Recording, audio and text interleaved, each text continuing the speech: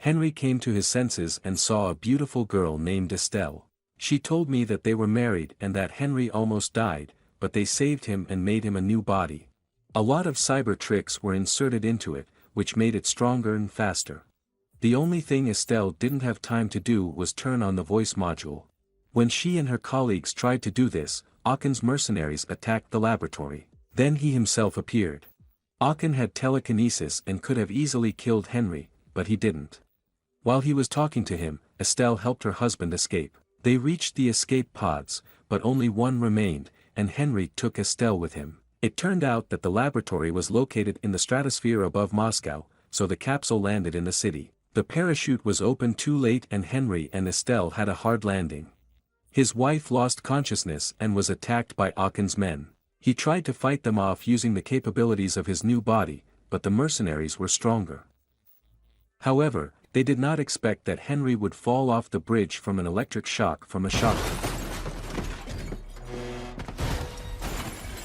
I had to send fighters after him, and while the fugitive was hiding between the cars, the mercenaries finished off the guard of this parking lot, and then noticed the cyborg. Henry hid in a container, killed a soldier who came after him, and then began shooting back at the rest of the fighters. But there were too many of them, and if Jimmy hadn't come to the rescue, he would have been disassembled for spare parts.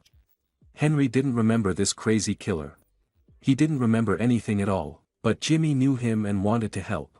Henry jumped into his car and they drove away from here. On the way, they checked the condition of Henry's body.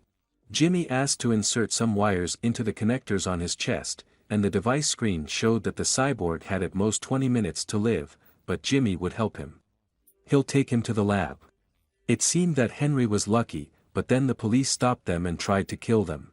Jimmy deftly walked away from them, but got a bullet in the back of his head and parked the car in violation of traffic regulations. When he woke up, Henry took the bag of clothes that a new acquaintance had given him and fled underground. The chase has already begun for him. In the underpass, he hid in a kiosk, changed clothes, killed the Moscow cops and turned on parkour skills to the maximum. He got away from the pursuit pretty quickly, and once on the bus, he met a homeless version of Jimmy.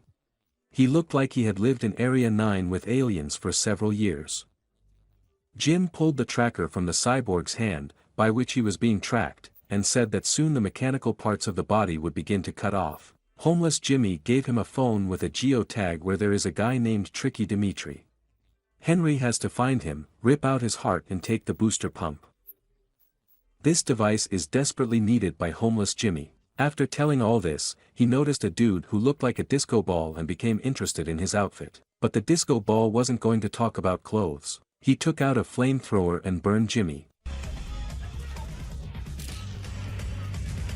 Henry had to run away again. He ran so fast that he soon found himself in front of Tricky's house. It turned out to be impossible to enter through the door. I had to turn on the Yamakasi mode and climb the wall through the open window. Once inside, Henry quietly made his way to Dimitri's apartment. But the cord and its laces burned it. The cyborg had to finish off the shoelaces right in the elevator, and cover himself with a cord from the bullets of other guards. When Henry stuffed the guards with lead and found the cunning one's lair, Dimitri looked slightly dead. But as soon as the cyborg was distracted, he attacked him. Dima was not particularly persistent. When Henry rebuffed him, the sly one simply ran away. But Henry ran better than him. He caught up with Dimitri, and when Aakon's mercenaries blew off his head, Henry took the booster pump from the corpse's chest. After learning that the task was completed, Jimmy invited a friend to an institution with a minimum amount of clothes. This time Jimmy looked like an actor from the 70s. He had powdered his nostrils so much before going to the promenade that he hardly knew what he was doing. Henry began to lose consciousness at that moment. To prevent him from going to cyborg heaven, another version of Jimmy appeared and put a booster pump in Henry's chest. When he did this, energy flooded into the body and the cyborg came to life again. But then Squishy Jimmy was informed that Aakon's people had come to the institution. Squishy escaped, and his curly-haired twin regained consciousness and rushed into battle.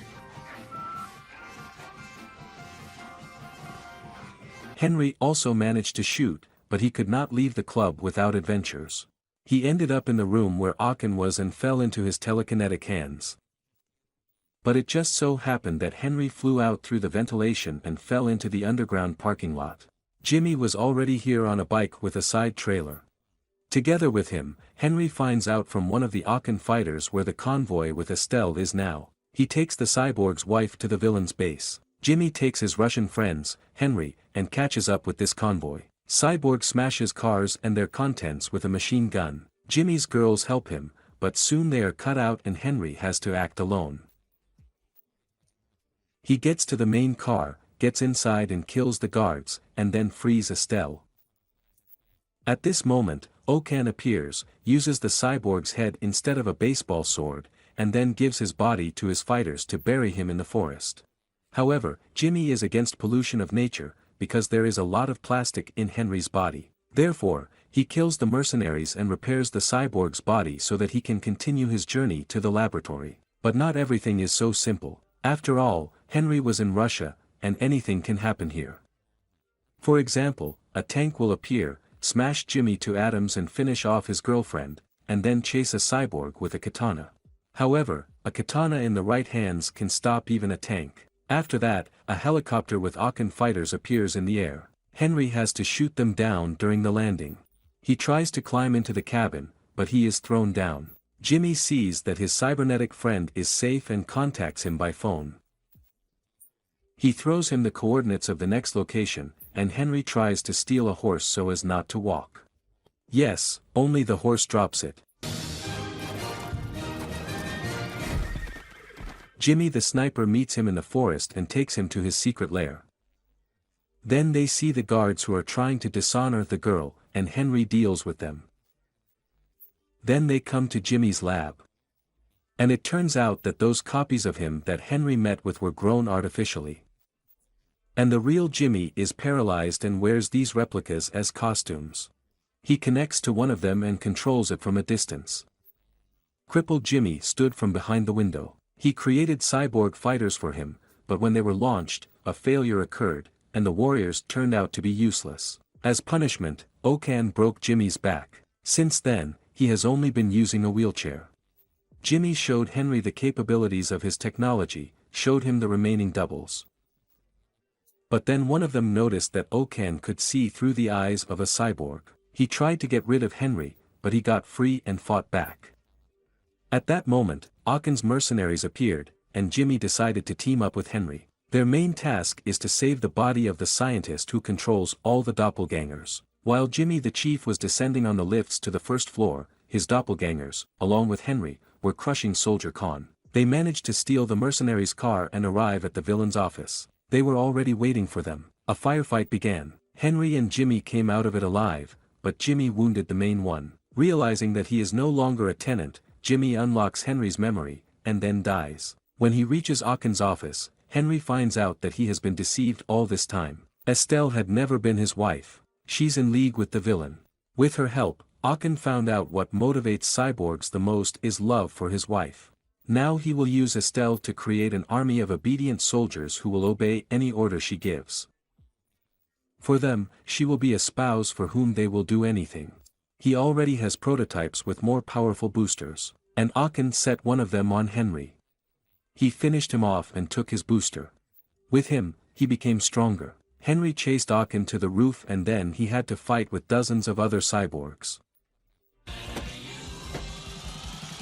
Having finished with them, he went out against Aachen. He knocked him out, and then began to mock his naivety with Estelle.